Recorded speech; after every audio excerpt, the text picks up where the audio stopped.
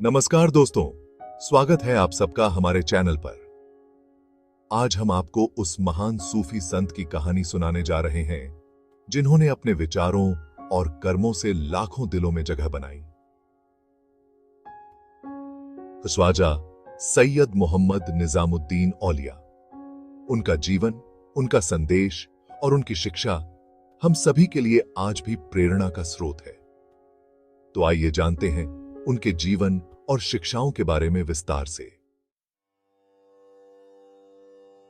निजामुद्दीन औलिया का जन्म 1238 ईस्वी में उत्तर प्रदेश के बदायूं जिले में हुआ था। उनका पूरा नाम सैयद मोहम्मद निजामुद्दीन था और उनके पिता का नाम अहमद बदायूनी था। कहा जाता है कि उनका परिवार पैगंबर मोहम्मद के वंशजों में से था और उनका पालन पोषण इस्लाम के मूलभूत मूल्यों में हुआ। उन्होंने बचपन में ही अपने अंदर गहरी आध्यात्मिकता और करुणा को महसूस किया। निजामुद्दीन औलिया की प्रारंभिक शिक्षा उनके गृह नगर बदायूं में हुई। फिर मात्र 20 साल की उम्र में वह दिल्ली आ गए और यहां अपनी आध्यात्मिक यात्रा शुरू की। उनका झुकाव सूफी मत की तरफ था और जल्द ही उन्होंने सूफी जीवन को अपना लिया। दिल्ली में उन्होंने अपनी शिक्षा को आगे बढ़ाने के साथ साथ खुदा से गहरे प्रेम और बंदगी के रास्ते पर चलना शुरू किया।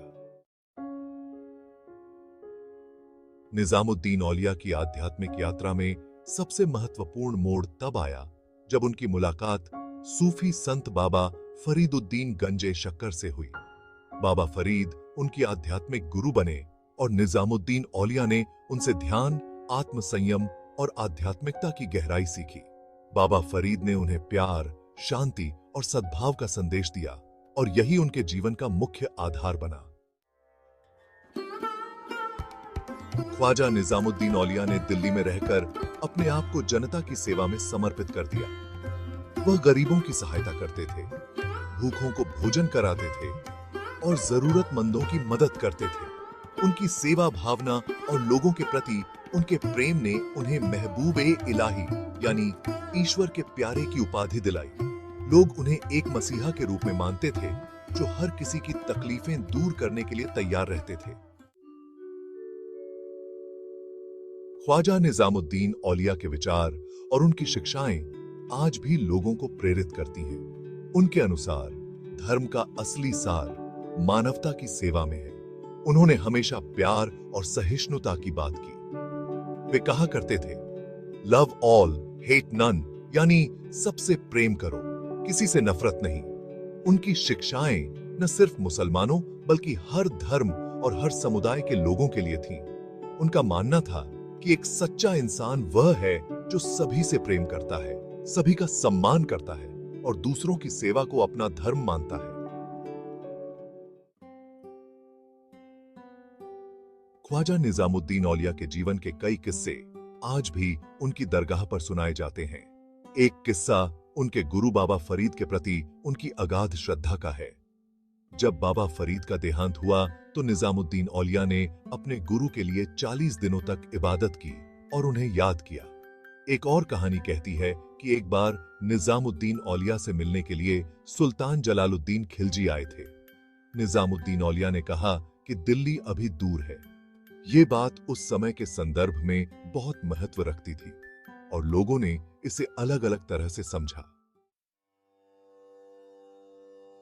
निजामुद्दीन औलिया की दरगाह दिल्ली के निजामुद्दीन क्षेत्र में स्थित है और यह सूफी परंपरा का एक मुख्य केंद्र है।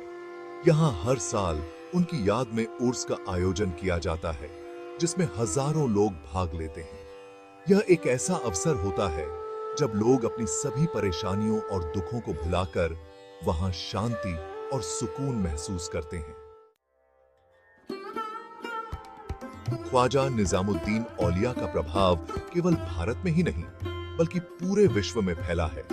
उनकी शिक्षाओं ने समाज को एकता, प्रेम और सहिष्णुता का संदेश दिया। उनके शिष्य अमीर खुसरो एक महान कवि और संगीतकार थे जिन्होंने सूफी संगीत और कव्वाली का विकास किया। अमीर खुसरो के माध्यम से भी ख्वाजा साहब का संदेश दूर दूर तक पहुंचा और आज भी कव्वाली उनके प्यार और भक्ति का प्रतीक है। तो दोस्तों, ख्वाजा सैयद मोहम्मद निजामुद्दीन औलिया का जीवन हमें सिखाता है कि प्यार और सेवा ही इंसान का असली धर्म है। उनके विचारों और शिक्षाओं से हमें यह समझ में आता है कि हर इंसान एक समान है और सभी का हक है प्रेम और इज्जत पाने का। उनकी शिक्षाएं आज के समय में भी प्रासंगिक हैं और हमें अपने जीवन में अमल करने की प्रेरणा देती हैं। आशा करते हैं कि आपको ख्वाजा निजामुद्दीन औलिया के जीवन के बारे में यह जानकारी पसंद आई होगी। अगर आपको यह वीडियो अच्छा लगा हो तो इसे लाइक करें, हमारे चैनल को सब्सक्राइब करें और कमेंट बॉक्स में अपने विचार जरूर बताएं। इस तरह के और भी दिलचस्प और ज्ञानवर्धक वीडियो देखने के लिए जुड़े रहें हमारे चैनल के साथ। धन्यवाद।